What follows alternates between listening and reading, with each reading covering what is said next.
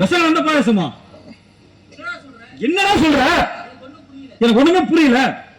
ராஜா, உன் தம்பி பாஸ்கர் சாந்தியும் கோபாலையும் கொல்றதுக்காக விசகானந்த பாயாசத்தை கலந்து கொடுத்துட்டான்.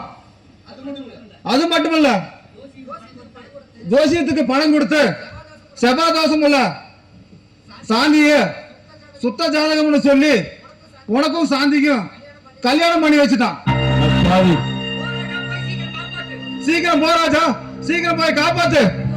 ஐயோ தெய்வமே, என் மனைவி சாந்தியும் கோபாலையும் காப்பாத்து, காப்பாத்து. வரசே இல்ல வரேன்.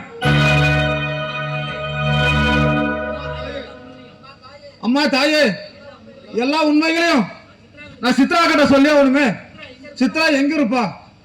அதோ சித்ரா வர்ற மாதிரி தெரியும். உங்களுக்கு என்னாச்சு?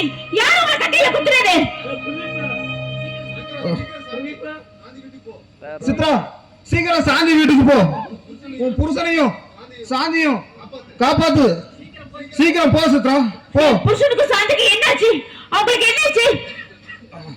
சீக்கிரம் சொல்லுங்க, அவங்களுக்கு என்னாச்சு?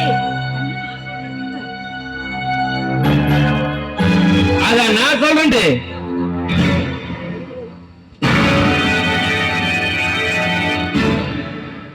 அட பாவி, நீதானா? இந்த இதெல்லாம் உன்னோட வேலை தானா?